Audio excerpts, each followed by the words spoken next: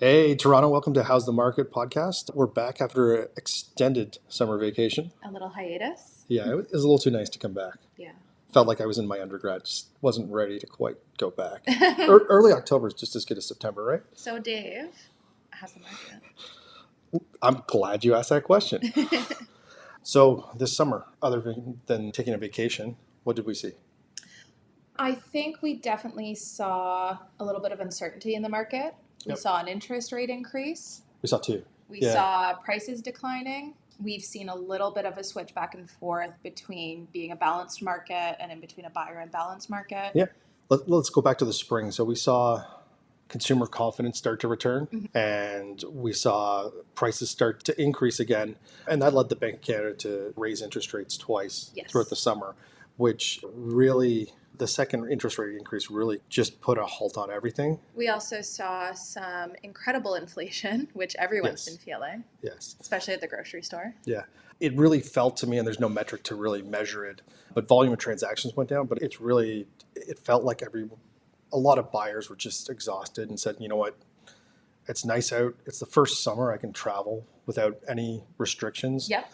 I'm going to Portugal. And yeah, it was like a break out of jail. Everyone's enjoying Yeah. their freedom. Nobody wants to be bogged down by market news and home prices and be bothered with selling their house. They just wanted to enjoy their summer.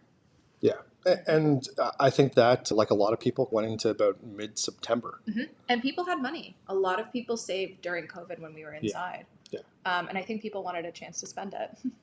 Absolutely. There's some interesting numbers we have here. Number of transactions, which has been what everyone's been talking about and the number everyone's looking at. Number of transactions are at 4,642, which is just over a 7% decrease from this time last year. From September of last year. Yeah. And the most interesting thing about that is, I'm sure you've been a realtor for 10 years, August is a very slow month. Yeah. It's the second slowest month in our cycle. Kind of the reason why we took a little bit of a hiatus and enjoyed some time. And then we were all ready to come back for the September-October market, which markedly is usually a pretty swing up in transactions. We see more activity, and then everyone takes some time off towards the end of the year for Christmas, for New Year's, and that's when things tend to slow down. Nobody wants to move in the winter. No one wants to move at Christmas. What's interesting this year is that year over year, we've actually seen a huge decrease in transactions. And actually, September was lower than August of this year, which is extremely unusual and just shows there's a decrease in activity. People are a little less willing to move, to sign deals right now, to close transactions. Buyers are a little bit more cautious. Yep. We're seeing more and more listings come to the market. So Absolutely. a lot of the listings that are coming to the market, I find a lot of buyers are looking for the perfect home, and it's never quite there. So they get the chance to be a little bit more picky, significantly more picky than when we were in the middle of COVID. You had 25 minutes in a house, you had 30 other people, you had 3 hours to decide if this was the house you were going to buy and live in for the next 5 to 10 years, and you had to make that offer. You had to compete with 30 people. You were crossing your fingers and your pinky toes. We were going tens of thousands of dollars over the list price. Yeah. Compared to now, we've been telling our clients, like, just wait, the listings are coming. The listings are coming. I feel like we've been saying that for years. There's going to be some better stuff coming to the market. And it looks like there is, because new listings are actually up pretty significantly. So we are at 16,258 new listings for September, which is 44% up from year over year. Yeah. So the listings are here. So those buyers that have been patient now have the opportunity to, as we're in a buyer's or balanced market, depending on what segment you're looking at. If you're looking for a condo downtown, pretty close to a buyer's market. These numbers are for Toronto in general, but if you look more specifically, we're still seeing some offer dates on homes in Bloor West. So you really have to focus on your neighborhood as a niche and your product. But yeah, and homes are selling. So days on market is actually down 14% year over year. So total days on market, which is the time that it takes from a property come onto MLS to be sold, is 30 days. Why do you think that is? In terms of them decreasing, I'm hoping it's because people have finally caught on to what's happening with the market. It's not as much of a shock for sellers, and people are pricing their homes more appropriately. They see what's happening in the market. They understand that sellers aren't in control anymore, and they're a little bit more accepting to price it appropriately so that it's going to move. They've probably seen those zombie listings that have sat there for 6 or have been relisted 9, 10, 11 times and trying to sell them. The price goes up and the market goes down. Yeah. Absolutely. Yeah. Those 2022 listings that are still on the market. Yeah. And then average price, we're looking at $1,119,428, which is up 3% year over year. Interesting. Yeah. I don't know if a lot of people are seeing it that way or feeling it. 3%, it's not a lot, but it's something. It is better than a decrease, in my opinion. Yeah. I had a marketing professor that once told me marketing's just the manipulation of numbers to tell the story you want. And I've heard you say that before. Yes, yes. So you can focus minutely on any sort of data to try and get a bit of a different story here, but up 3%, it's not a huge variant. I wouldn't wrap myself in a blanket of we're coming back, we're expecting growth over 20% growth year over year again. Yeah. And it's also not entirely doom and gloom, obviously. There's a lot of moving factors out there, and interest rates are high right now. Yep. Yeah. Let's jump into the rental market. Yeah. So one bedrooms in Toronto currently going for $2,540, which is up 21% year over year. So people who are looking for new apartments this year are feeling it. Yeah. So in order to qualify, we typically tell our landlords and our tenants when we're working with them to qualify, you want to have about 33% of income before tax go towards your rent. You really don't want to push it. In Toronto, sometimes because rental rates are so high, sometimes we do see that go as high as 40%, but that's really pushing it. To qualify for a one bedroom in Toronto right now, you'd have to make approximately $92,000 a year before tax. And that is as a total household. So whether it's you and your partner, you and a friend. For two bedrooms, we're looking at $3,350, which is up even higher, almost 27% year over year. That is a massive jump. To qualify for a two bedroom, which is a lot of families or new families. $121,000 before tax is what you need to make to qualify. Wow. Yeah. And we're still not at Vancouver numbers. Vancouver is still very close to the threes for one bedrooms, but we are getting up there. And our year over year increase compared to Vancouver is massive. I believe theirs for one bedrooms was only at 10%. We're up 21.5%. We are getting there, which is a little scary. Yeah. We're seeing downtown with condos there. I think we're almost about 5 months of inventory, just over that, and really pushing into a buyer's market. So we're seeing a lot of sellers that go, okay, if I can't sell it, what can I rent it for? I'll revisit this in a year. Absolutely. The same story we saw last year.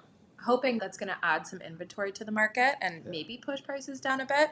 I'm also really curious to see how many people who have been renting, originally planned to buy, have been priced out of the market, have been renting for a couple of years. I'm very curious to see how many of them start looking at rent rates versus mortgage rates and make that jump into condo prices are a little bit lower. Maybe I deal with these mortgage rates for a couple of years. Fingers crossed they get better and decide to do that rather than renting. I am interested to see how that affects the condo market over the next 6 months. Yeah, at some point it becomes more economical, provided you have the down payment and you qualify to actually purchase a place. So this is a chart that I put together that takes the average sale price in the GTA from 2004.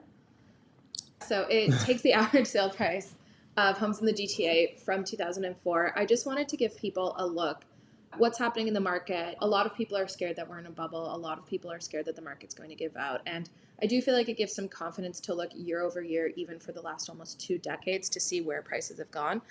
It's also really interesting to look back, to look at 2010 when the average price of a home in Toronto was $400,000 and to reminisce over that a little bit and to try and imagine how we ever had it so good.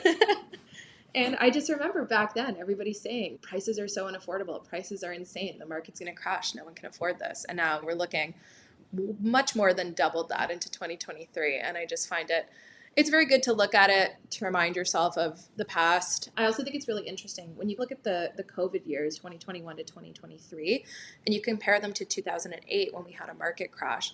I do think what we're experiencing right now, overall, it's longer. It's definitely affecting the market a lot heavier, I would say, than even the 2008 market crash when you look at average prices.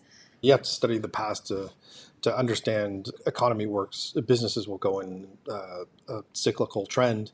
We've definitely been through a boom phase, the fear and greed phase, and moving more into a correction. It's been a crash in some markets and into the fear and panic, and then you come out of it with hope and recovery. So and then you do it all over again. The next slide I've put together here, I just wanted to overlay this with interest rate information. So this is the average interest rate each year for the last almost 2 decades. And people are feeling it right now. We are paying the highest interest rate in the last 2 decades almost. with some of the highest home prices that people have ever had to pay. So people are feeling the pinch on top of inflation with that. Stay up to date, keep up to date with what's happening in your market, stay on top of it, because it is hard for a lot of people right now. Thank you for taking us through that. So let's talk a little bit about, it's great to put all the data together, but what does this actually mean to people? So let's talk about your first time home buyer, which typically you're looking at, often in the core in the city, you're looking at purchasing a condo. Yes. So right now, the cost of lending because of interest rates is significantly higher. Might be harder to get that down payment together, but there is definitely more opportunity in terms of places for sale and probably some motivated sellers. Absolutely. And I do know that a lot of people have been lobbying the government as well to increase the benefits that first-time homebuyers receive from the government. I believe that they were based on numbers from 2017, maybe even 2016. Yeah. So a lot of people are lobbying, saying that these numbers aren't good enough. First-time homebuyers rebate needs to be higher. Prices are going up, Yeah. but the first-time homebuyers rebate has not gone up. So there's a lot of lobbying towards that as well. In terms of how first-time homebuyers are affected, how do you feel these numbers, what's currently going on in the condo market, is going to affect them?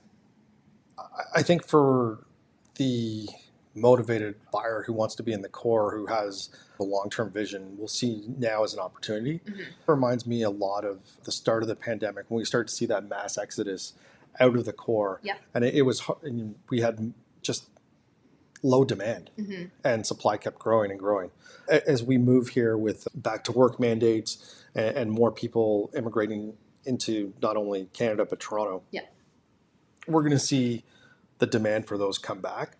I always tell my clients to have an exit strategy, right? And when you're looking at a condo, I want to buy something that's cool. It's got something unique. It's not just your average box in the sky that's 545 square feet with a balcony, parking spot. I call it the kitchen wall. Have something that's a little bit more unique. Try to be a little bit more selective about the building. Look at the total cost of ownerships in terms of what your maintenance fees are going to be. Absolutely. Sometimes a higher maintenance fee is great because it actually includes everything in some of these older buildings. It's a great time to look at buying in terms of the selection you have and how many people you don't have to compete with. It's not so great in terms of how much the initial interest you're going to have to pay over the first few years. Yeah. But if you have a more of a long-term goal, it can certainly be a good time to try and get into the market if it's right for you. Absolutely. And how do you think what's happening is going to affect investors who might also be looking at those same condos to purchase? So right now, the investors typically want to see that their return is going to be higher than the interest rate. It's better for me I can borrow this money and still make a profit on it. Right now, we're actually seeing a lot of those condos that are listed are, I think, somewhere around 40% of them are vacant. And so a vacant condo is either the owners bought something else and they've already moved out, or it had been rented before and the tenants moved out and now the landlord said, I don't really have the appetite to do this. I understand that a lot of people, and we had clients like this, that in 2022 that we tried to be a move-up buyer and just couldn't sell their condo because the interest wasn't there. Yep. And so they might have rented out for a year, tenants left, and now they go, okay, we'll try and sell again now. It might be a case of the same story where you actually have to rent it again for another year. And I think it's about 15% of the condos on the market are tenanted. Okay. So to me, that says that not only are investors, maybe they're not looking at the condo market. In the resale side, they're more liquidating condos. They say, I don't have the appetite for this. Yeah. The other aspect about the condo market is the assignment sale. So assignment sale is somebody's purchased it from a pre-construction builder, and the closing, in this case, closings are coming up and they decide they can't close on it or they don't want to close, and so they're trying to sell it. Some are selling it for what they purchased for, or some are selling it at a loss to get out of it. And that used to be a really strong investment strategy. From 2010 to, I would say, the last few years, a lot of people were putting their money into new construction because you only had to put down a certain amount of a deposit. You had an extended period to get that money in. You didn't have to pay closing costs. You didn't have to pay land transfer tax. Yeah. And then the idea was to sell it before the building ever closed on assignment. Yeah, it's a speculation move. And we always warn people about doing that sort of thing. There were people that made a lot of money doing it, but it is pretty high risk. And right now, that risk is being realized by a lot of people who overextended themselves to do it. So if you are a savvy first-time home buyer and you want to explore that market, certainly give us a call. We can try and help you navigate that side. I've always been a little bit more biased and leaning towards resale just because I'm a visual person. Yeah. I like to physically be in the space, see the space. Does it work for me? And the price per square foot has made more sense over the last couple of years compared to pre-construction, which is at standstill at the moment. Yeah, it seems like the developers and builders, a lot of them, unless we're into the development to a certain phase, or saying, okay, you know what, we're just going to hold off on this because the cost of everything for them to build the property is so high. There's new taxes that have been implemented that increase their cost, and what they can sell it for today just isn't.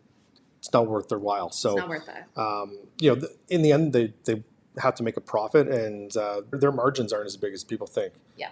So. And then in terms of sellers, obviously lower prices going into a little bit of a buyer's market, depending on if you're looking at condos versus freehold.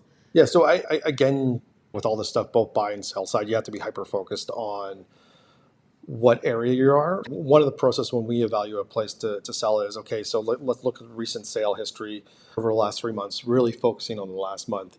But also let's see what's going on in the neighborhood, in the area, see what our competition is. Yeah. What's been selling, what's been sitting. Yeah. Yeah. So it's, you have to have a full understanding of that. In some neighborhoods, like I said, we're seeing multiple offers. Yeah. And it is interesting because we're seeing new listings skyrocket. So I'm curious if some people who have been wanting to move for the last couple of years have been holding off on it to see if the market picks back up again, are finally just accepting it is what it is, pricing their home fairly, and trying to get out of it. I think the pandemic reinforced one thing for sure, is that they talk about the 3Ds of real estate: death, debt, and divorce. People move. Yeah. People relocate too. For work, it's just people have to move, and it's going to happen. And even when you try and press pause on the economy, it's still, life goes on and it still happens. So we're going to continue to see people move. I think one of the bigger opportunities is if you have the ability to hold on to if you're a move-up buyer holding on to your condo, if you have the ability to do that and rent it out, and you're breaking even or making a little bit of money on it and move up, I think we're going to see a lot of downsizers or smart sizers, however you want to call it, that you might be looking to try and get into a home, freehold, that it's an older home. I call it known as home, Nana's home, whatever. It's immaculate, but it's dated. Yeah. So I think that there's going to be a lot of opportunity there. And for people that have owned their home, there's no mortgage on it, and now's the time for them to downsize into a condo. They go, okay, all right, this is the time to make the move, and this is what we're going to do. It makes a lot of sense. And having an elevator, not having stairs, having all of the maintenance taken care of for you, being in a safe, sometimes gated community, being in a great location. There's a lot of factors of why people are deciding to downsize. Yeah, and we recently listed a condo that sold conditionally pretty fast. And I think it was under 7 days. Yeah, it was just, you have to look at pricing it appropriately and sharpen the pencil a little bit on what to decide to list that the price was. Had a great reaction from the market, showings, active agents in the area calling us, and got an offer pretty quick. It's not full doom and gloom, but it's definitely not the boom that we've been accustomed to over the last 10 years here in Toronto. And in terms of moving into the future, I think we're going to probably feel pain for next 6 to 9 months. A lot of people are forecasting that's when we're going to first see the interest rates decrease, Q3, maybe into Q2 next year. Yeah. All I know from studying economics is that I'm not an economist. Yeah. Speaking of pain and pleasure, Bank of Canada announcements. We've got one on October 25th, which everyone is going to be very interested in. We don't like to do predictions at this table, but we're predicting that they're either going to hold maybe a slight increase. We're predicting that. I'm predicting. You're predicting a hold? I'm predicting a hold. Okay. What are you predicting? I think they're going to hold. Would I be surprised if they raised 25 basis points? No. I do remember when I first joined the team, one of the first things you said to me, though, towards the end of the year was, we've got another Bank of Canada announcement scheduled for December 6th. And I remember you telling me Bank of Canada does not like to raise interest rates right before Christmas and the big spending season. They try not to. I think last December they did, though. They did. Yeah. Yeah. Yeah. So that'll be interesting. We'll have to see. I think that the economy's in a state where there's enough people hurting that we're seeing we're seeing that contraction on spending, and it's really about if inflation is going to get under control. And really the wild card factor in all this is what the levels of immigration we have right now, and it's what that's doing in terms of to the job market. Are we seeing more jobs be created because there's more people here? And it's just how that's all going to play out. I don't have the answers, but paying attention. I'm excited for our episode next week. Yeah, there are lots of things that I'm looking forward to covering over the next few weeks. Definitely some changes coming for next year.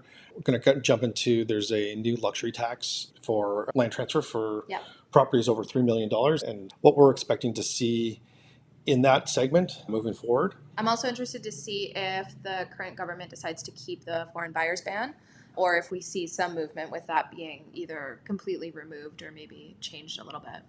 And the ever popular stress test. Yes. If we're going to see any relief on that for qualifying for mortgages. Stay tuned. Absolutely. We got lots more coming. And we have our very own Ken Mazurek, who's out on Parliament right now, lobbying for more housing. Yes, he's lobbying on our behalf to make housing more affordable. Him and Justin Trudeau are sitting down for tea right now, trying to fix all of Ontario's housing crisis. I need a photo of that one. Thanks so much for joining us. We look forward to talking to you next week, and I am reminded constantly that you have to hit the like button, leave a comment, and share. Yes.